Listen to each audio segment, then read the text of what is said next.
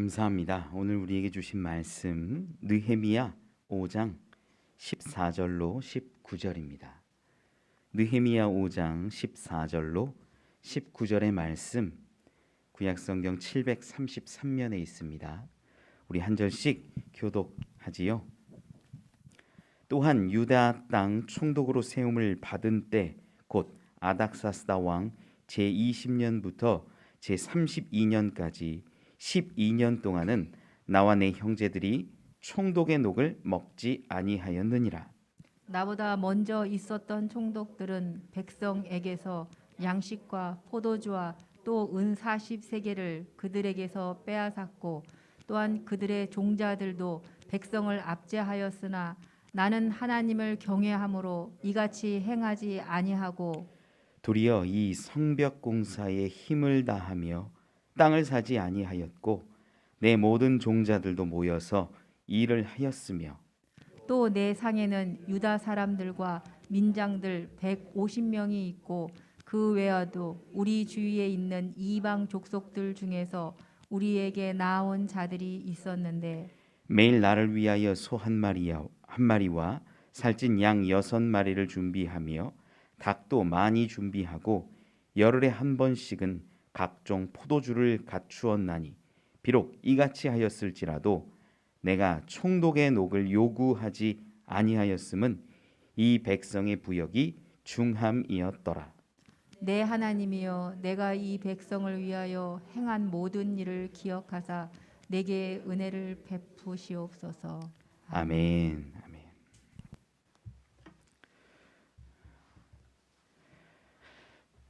감사합니다. 우리 지난주에는 추수감사 절기로 예배를 드리느라 느헤미야를 한 주 쉬었지요. 여러분, 여러분에게 감사의 제목이 추수감사 주일에 수장절에 우리가 나누었던 고백처럼 나에게 주신 것, 작은 것, 그러한 것에 있기보다는 주실 것을 기뻐하고 즐거워할 수 있는 분들이 되기를 소망합니다. 과거의 아픔에 얽매여 있는 것이 아니라 내일을 바라보면 오늘 더 기쁠 수 있지요. 오늘 본문은요, 이제 2주 전에 우리 성벽 재건 공사의 이 중반쯤 되는 그 시절에서 백성의 삶이 참 어려워졌을 때 어떻게 해결했는지에 대한 이야기가 이어지는 대목입니다. 사실 시기적으로 이어진 것은 아니에요. 왜냐하면 오늘 본문 가운데 기록된 부분은 삽입된 부분인데 느헤미야가 나중에 12년쯤 흘렀을 때 이 성경을 기록할 때에 내가 그때 그러한 일을 했고 나의 소망이 마음이 이랬다라고 나중에 첨언된 부분이라고 볼 수 있습니다. 우리 지난 시간에 2주 전에 보았을 때 막 그 귀족들과 민장들이 백성으로부터 고리대금업을 하면서 땅을 뺏고 집을 뺏고 심지어 자녀까지 뺏는 이러한 모습들을 보았지요. 그때 느헤미야가 어떤 이야기를 합니까? 세상의 법이 아니라 하나님의 법을 따르기를 원하면서 돌려주어라. 우리 희년의 법 알잖아요. 다 돌아오는 것인데 또 율법은 종 삼지 않고 이웃으로 대하는 것인데 너희가 행한 그 일들이 잘못되었다라고 가르치고 돌이키게 하지요. 그렇게 공동체가 회복되었다라는 이야기가 5장 1절로 13절의 이야기라면 오늘 본문의 14절에서 19절은요. 이러한 상황 가운데 느헤미야가 어떻게 살았는지 하나님의 나라를 위하여서 어떤 삶의 모습을 나타내었는지를 기록한 개인적인 고백이 되는 것입니다. 그래서 오늘 본문을 읽을 때요. 우리 개인의 삶이 어떠해야 하는지 하나님 나라를 바라보면서 어떻게 살아야 하는지가 좀 잘 나와 있어요. 그러한 부분을 함께 은혜 나누어 보지요. 이 이야기는요. 기본적으로는 내가 유다의 총독으로 있으면서 나는 녹을 받지 않고 요구하지도 않았다. 그리고 땅을 사지도 않았고 그저 성벽 재건하는데 나와 내 종자들이 열심을 다했다. 내 식솔 가운데 수많은 사람들이 있어서 수많은 음식들이 필요하고 물질들이 필요했지만 그것들 요구하지 않고 다 내 사비로 충당했다. 그리고 마지막에 하나님을 향한 기도로 맺고 있어요. 이러한 장면이 우리 가운데 어떠한 은혜가 다가올까요? 첫 번째는요, 그리스도인들은 나의 이익보다 다른 사람의 아픔을 바라보는 공감하는 자여야 한다라는 겁니다. 어떤 목사님의 이야기예요. 어떤 목사님이 성도들이 기복신앙을 너무 많이 갖고 있으니까 이 부분이 참 불편했대요. 야, 뭐 이렇게 맨날 복 받으려고만 하고 성공하려고만 하고 잘 되려고만 하냐라는 거지요. 그리고 사람들 가운데 어떻게 기도하는가 보았더니, 야, 내가 이 집을 사야 돼, 내가 이 건물을 취해야 돼, 그러면 그 집을 뱅뱅뱅뱅 돌면서 기도하고 있더라는 거야. 그걸 이 목사님이 너무 싫어했던 거예요. 야, 이래 갖고 되겠냐? 예수 믿는 게 집 얻고 건물 얻으려고 믿는 거냐라고 말하면서 너무나 싫어했어요. 그런데 어느 날 이 목사님의 사모님이 큰 질병 가운데 중환자실에 2달 동안 격리하게 됐답니다. 중환자실에 있다라는 건 중병이지요. 요즘 코로나 같은 것 때문에 면회도 어렵기 때문에 2달 동안 격리되어 있어서 이 목사님 혼자 새벽 제단을 쌓으면서 이 사모님 위해서 기도했답니다. 하나님, 이 아내 낫게 해주시옵소서. 하나님, 제 아내가 저 병원에 중환자실에 지금 갇혀 있는데 꺼내 주옵소서. 나오지 못하게 하는 악한 것들 다 소멸해 주옵소서. 이런 간구를 막 한 거죠. 하루 이틀 사흘 2달을 거기 있었다고 하니까 얼마나 그 기도가 간절하고 힘든 나날들이었겠습니까? 기도하다가 아내는 볼 수 없지만 그 병원을 이렇게 한 바퀴 돈 거예요. 병원 돌면서 기도가 되더래요. 하루 이틀 어느 순간에 그 병원을 돌면서 기도하고 있는데 번뜩 떠오르는 게, 야, 성도들도 그 집 살려고 하고 건물 살려고 하고 어려움에 처해 있고 문제가 있는데 그거 놓고 기도하는 그 모습이 떠오르더래요. 그래서 회개했답니다. 야, 내가 성도들을 너무 쉽게 이야기했구나. 여러분, 이건요, 기복신앙이 잘 됐다 안 됐다를 이야기하려는 게 아니에요. 제 말은 어떤 이야기냐면, 우리가 무언가를 바라보고 설명하고 이야기하고 살아가는 데 앞서서 나의 입장만 갖는 것이 아니라 내 이웃의, 내 주변의 상황을 살펴야 한다라는 것입니다. 그것이 바로 공감이에요. 여러분, 예수님이 이 땅 가운데 오신 것을 한번 생각해 보십시오. 홀로 완전하시고 죄가 없으신 그 분이 왜 이 땅 가운데 육신을 입으시고 오셨고 고난을 받으시고 십자가에 달리실까요? 죄인인 우리의 모습과 왜 같아지셨을까요? 하나님이 우리의 삶에, 우리의 연약한 삶에, 매일매일 무너지고 실패하는 그 삶에 공감하셨기 때문이에요. 그래서 예수는요, 하나님의 우리를 향한 공감인지도 모릅니다. 우리가 율법으로 온전해질 수 없고 율법으로 완전해질 수 없다 보니까 예수 그리스도를 이 땅 가운데 보내셔서 그분을 믿고 의지함으로 우리를 자유케 하셨다라는 거죠.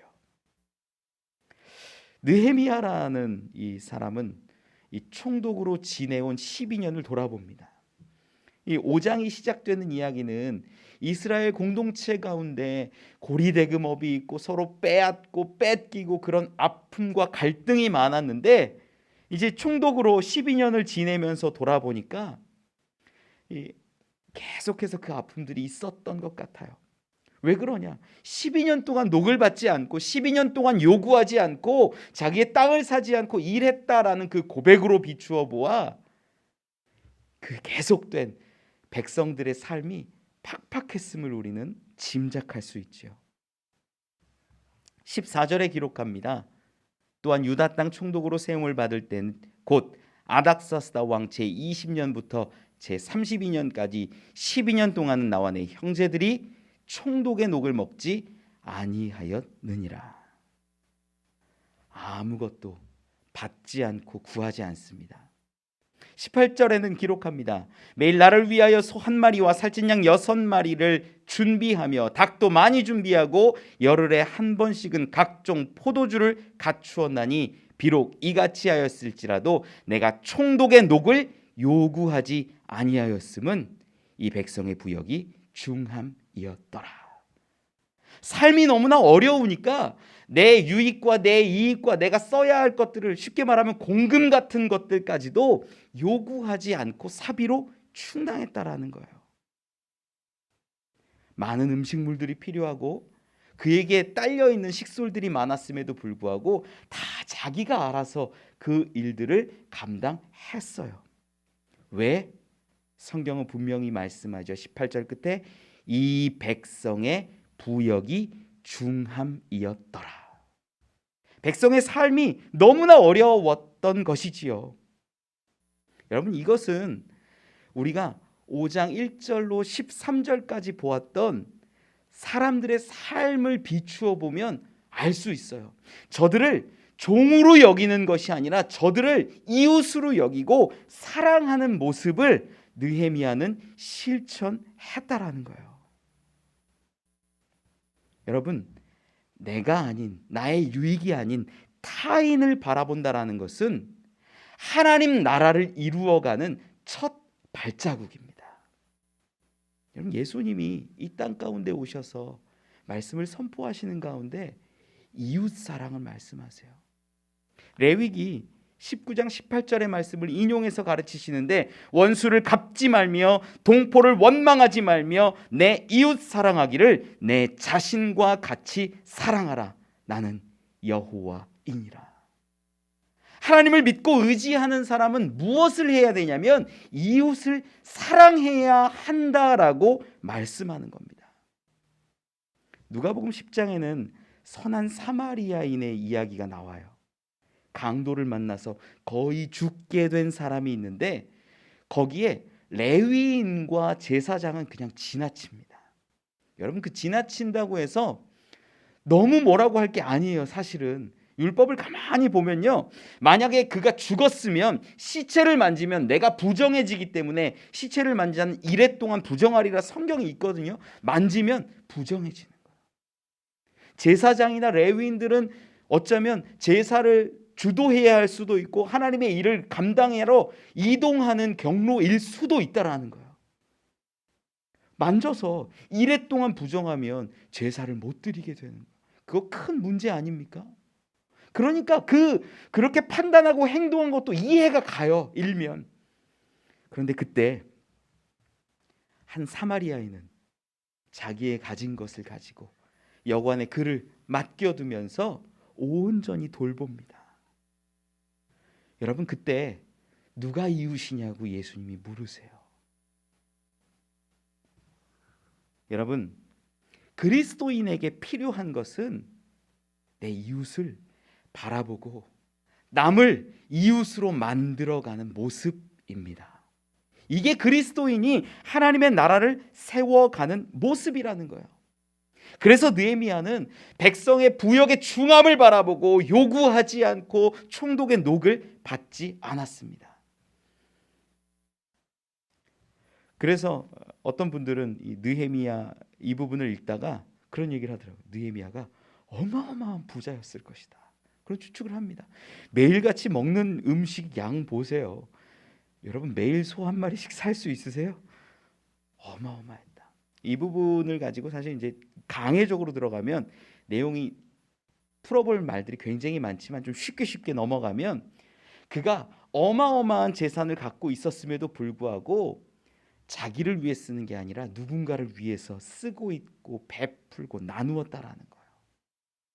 여러분, 이 공감하고 나누고 사랑하고 섬기며 나의 이익과 유익이 아닌 다른 사람의 아픔을, 중함을, 어려움을 바라보는 것이 하나님 나라를 살아가는 사람들의 모습이라는 겁니다. 그러한 이웃을 사랑하고 돌볼 수 있는 우리가 되기를 소망합니다. 두 번째는요, 그리스도인은 하나님을 경외하는 것으로 살아가는 자라는 것입니다. 느헤미야는 14절에도 기록하시면 12년간 녹을 받지 않았다고 기록하지요. 그리고 땅을 사지 않고 성벽 재건을 위해 일하고 종자들까지도 일을 시켜서 함께 성벽 재건을 위해 열심히 노력했음을 이야기합니다. 그리고 많은 음식들이 매일매일 같이 필요했음에도 불구하고 요구하지 않았대요. 공감하고 섬기며 백성의 어려움을 바라보는 시선을 갖고 있었지요. 그런데 이것은요, 그가 도덕적이었기 때문에 그렇게 섬기며 살았던 것이 결코 아니라는 거예요. 15절 말씀을 좀 같이 한번 읽어볼까요? 본문 15절 같이 읽어보죠. 시작.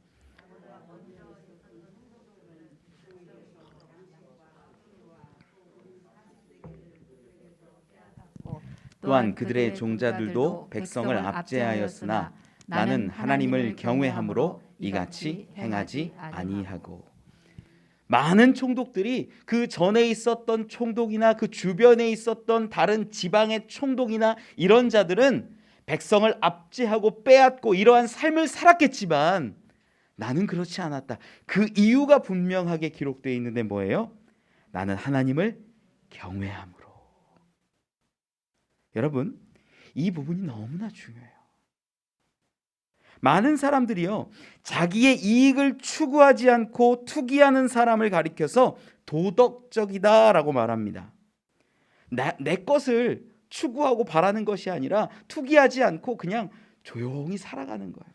도덕적이다, 성인군자 같다, 참 좋은 사람이야, 법 없이도 살 사람이야 라고 말해요. 사람은 도덕적이게 보일 때 매력 있고 굉장히 좋은 사람처럼 느껴집니다. 부끄러움을 알고 내가 취하는 이익이 어떤 경우에는 다른 사람의 아픔이나 눈물이라는 것을 알면 이익을 취하는 것이 옳지 않음을 살아가게 되는 거죠. 도덕적 존재만이 이러한 판단을 할 수 있습니다. 그래서 인간의 능력을 대단하다, 위대하다, 도덕적인 존재다라고 말하는 거예요. 그런데 성경은요, 좋은 도덕적인 인간을 만들어내는 것이 목적이 아니라는 거예요.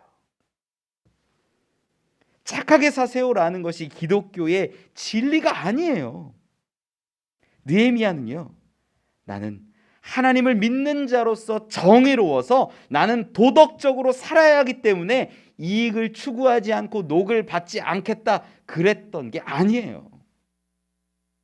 그는 백성들의 삶을 먼저 바라보았고 그 삶 가운데 중함이 있고 어려움이 있다라는 것을 알았을 때 하나님을 경외하였기 때문에 그 모든 일들을 구하지 않았다라는 거예요.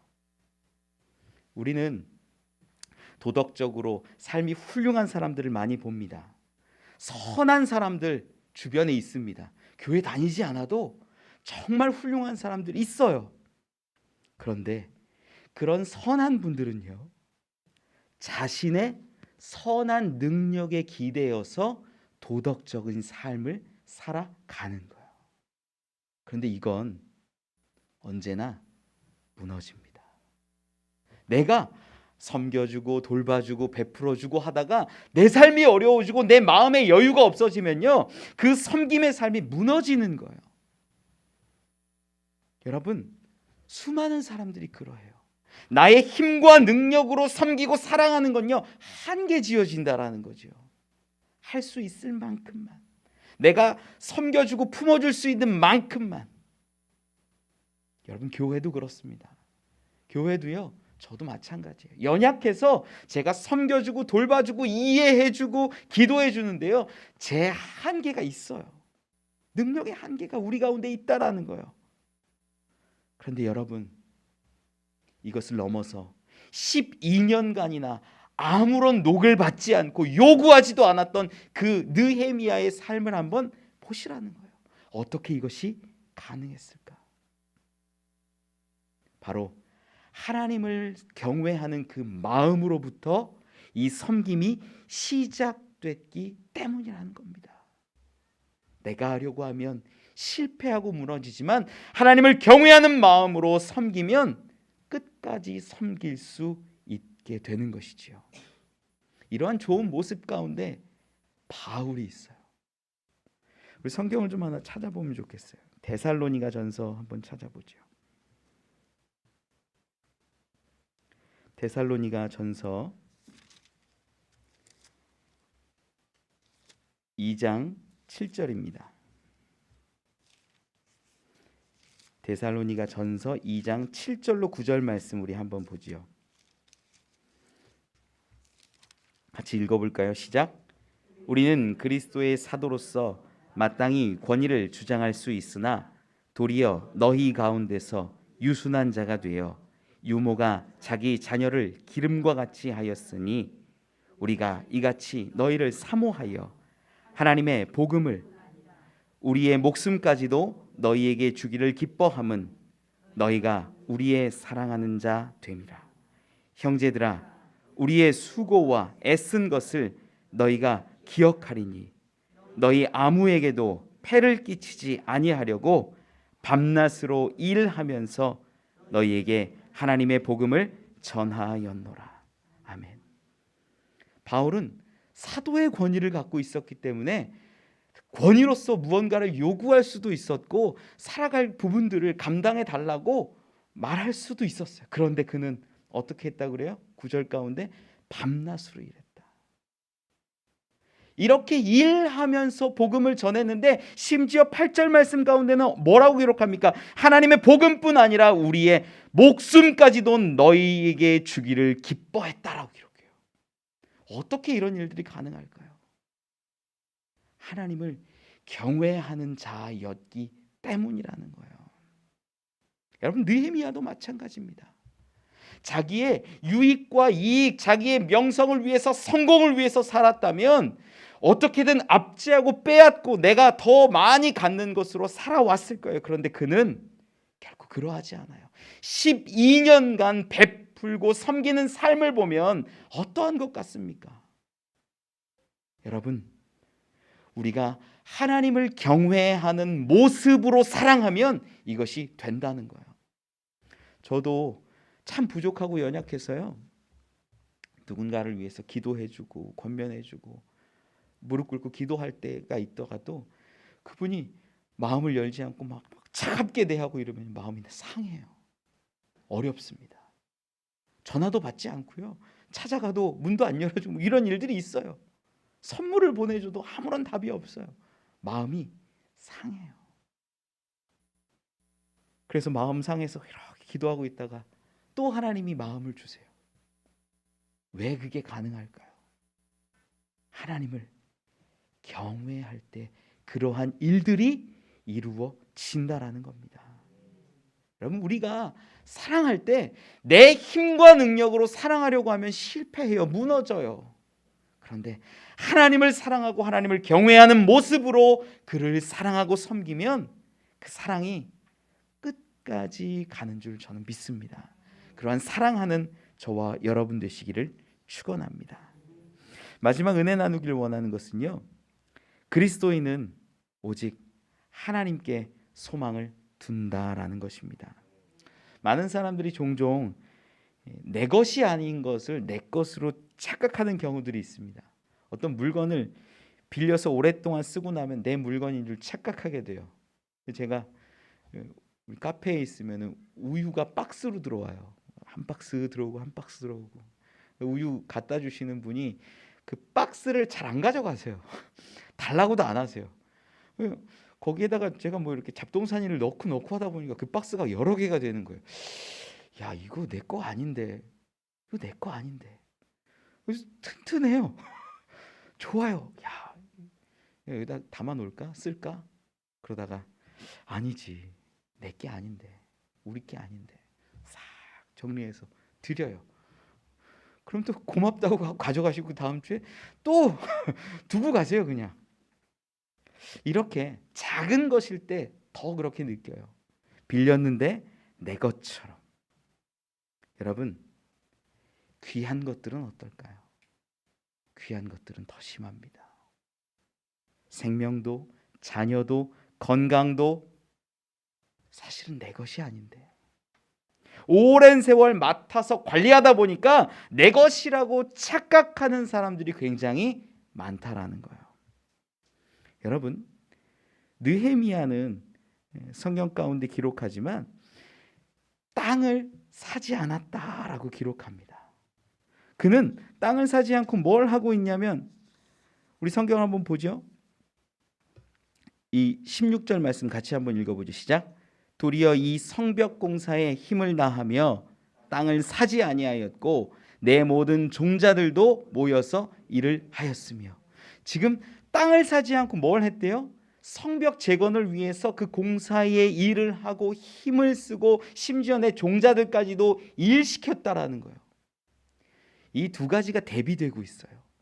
땅을 사고 소유하는 일과 성벽을 세우는 일이 두 가지가 다 땅에 관련된 일들인데, 그는 취하고 소유하는 것을 택하는 게 아니라 성벽을 세우는 일을 택했다라는 거예요. 여러분, 우리는 어떻습니까? 우리는 무언가를 소유하려고 사는 사람들이 굉장히 많아요. 오늘 본문 가운데 땅을 사지 않았다라고 하는 그 사다라는 게요, 히브리어로는 카니누라는 단어를 쓰는데 이게 획득하다, 취하다예요. 5장 10절 말씀 가운데, 느헤미야 5장 10절 말씀 가운데 보면은 어떤 기록이 있냐면, 이 사람들이 빼앗고 하면서 압제하고 빼앗아가는 그러한 일들을 하지 않았다라는 거예요. 느헤미야는 사람들이 힘들고 어려워도 그것을 빼앗지 않고 그들의 것으로 그저 놓아주고 내가 취하지 않았다라는 의미입니다. 여러분, 느헤미야는 분명히 알았어요. 땅이 자기의 것이 될 수 있는 것이 아니라 이 땅은 하나님의 것임을 분명히 알았다라는 거죠. 여러분, 우리는 분명히 알아야 돼요. 이 땅이 하나님의 소유고 이 땅을 우리에게 주실 때는 기업으로 주신 것이지 그것이 나의 소유로 영원할 수 없다라는 것을 알아야 합니다. 이게 청지기의 삶이에요. 창세기 17장 8절에 보면 기록합니다. 내가 너와 내 후손에게 내가 거류하는 이 땅 곧 가나안 온 땅을 주어 영원한 기업이 되게 하고 나는 그들의 하나님이 되리라. 그 땅을 하나님이 주신다라는 거예요. 신명기 3장 18절에도 기록하지요. 그때에 내가 너희에게 명령하여 이르기를 너희의 하나님 여호와께서 이 땅을 너희에게 주어 기업이 되게 하셨은즉. 무슨 말입니까? 땅을요, 하나님이 주시고 하나님이 기업으로 삼게 하시는 거예요. 이 개념이 느헤미야 가운데는 있었던 거예요. 그래서 그가 열심을 내는 게 뭐냐면 땅을 취하고 땅을 소유하는 것으로 세우는 것이 아니라 하나님의 나라를 위하여서 성벽을 재건하는데 노력했다라는 거예요. 그리고 나서 그는 뭐 하냐면 기도해요. 19절 말씀 같이 한번 읽어보죠. 같이 읽죠. 시작. 내가 이 백성을 위해 행한 모든 일을 기억하사 내게 은혜를 베푸시옵소서. 아멘. 여러분, 땅 자체가 하나님이 주신 것이요 영원하지 않다라는 것을 알면 이 땅에 소망을 두지 않고 살아가고 이 땅에 무언가를 가지려고 애쓰지 않습니다. 그리고 소망하고 바라는 것은 어디를 두냐면 하나님께 두는 거예요.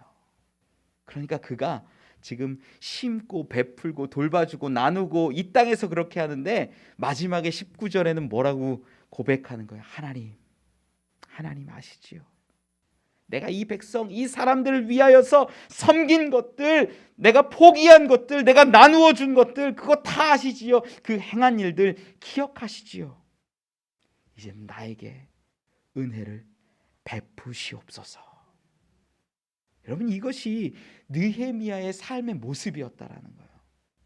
그래, 우리는 어떻게 하냐면 하나님, 제가 섬겼으니까요, 이 섬긴 만큼 30배, 60배, 100배로 받기를 원합니다라고 그래요.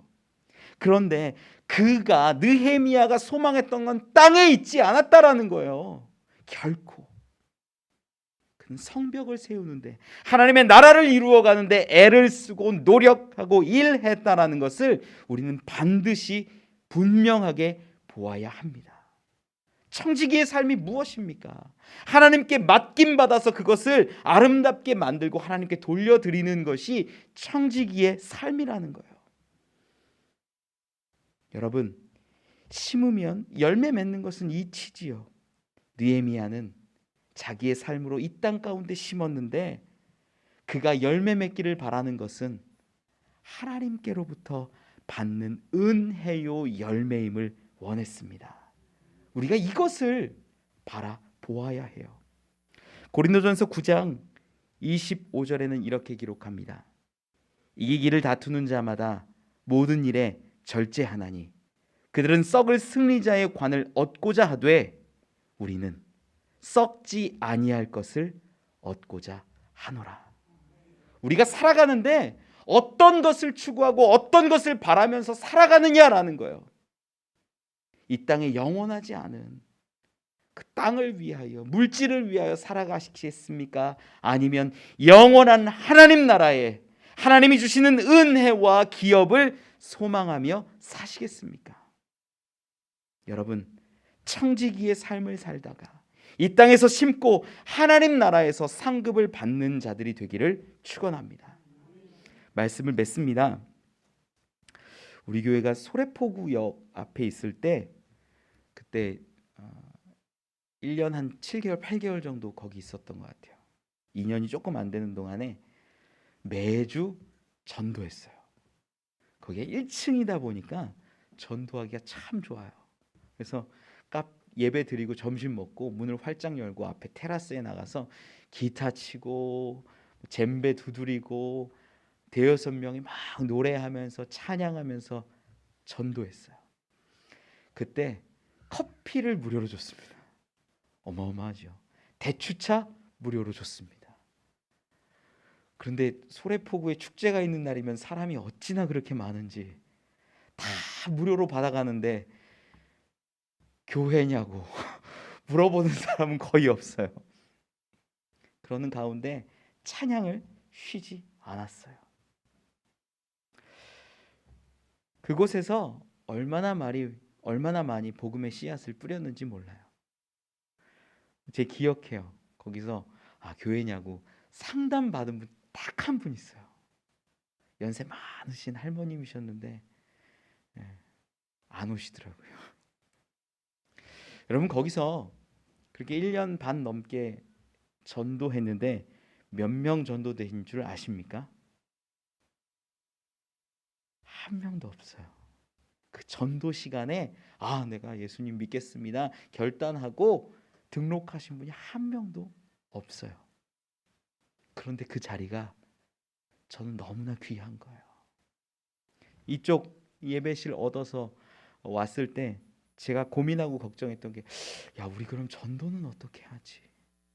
그래서 시작된 게 바리스타 수업 같은 거예요. 이렇게 관계로 만나야겠다. 전도하기가 너무 어려우니까 밖에 나가서. 그 당시에는 우리 건물도 카페가 2개인가 3개인가 있었어요. 우리 건물에만. 그러다 보니까 밖에서 커피를 무료로 준다라는 게 이게 민망한 일이 될 수 있지요. 이제 전도의 일을 시작하기를 저는 소망합니다. 그런데 이 전도가 우리의 땅을 넓히고 땅을 취하는 일이 아니기를 원해요. 느헤미야는 하나님의 벽을, 하나님의 성벽을 온전하게 재건하는 데 열심을 냈거든요. 여러분, 우리 전도할 때요, 우리 교회로 데려오지 마세요.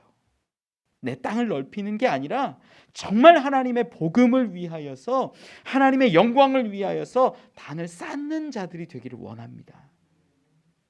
우리 내 것을 위하여, 나를 위하여 살아가는 것이 아니라 하나님의 영광 위하여 살아가야 하지 않겠습니까?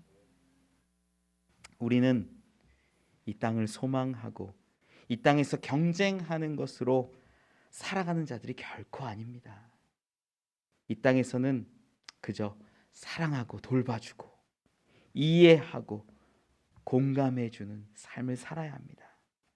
그것이 하나님 나라를 이루어가는 삶임을 저는 믿습니다. 내 능력과 내 힘이 아니라 하나님을 경외하는 모습으로 섬기고 돌볼 수 있기를 원합니다. 그때 우리는 끝까지 섬길 수 있습니다. 우리에게 주실 그 하나님의 크신 은혜, 하나님 나라의 상급을 바라보며 살아갈 수 있는 저와 여러분, 우리 되시기를 간절히 축원합니다.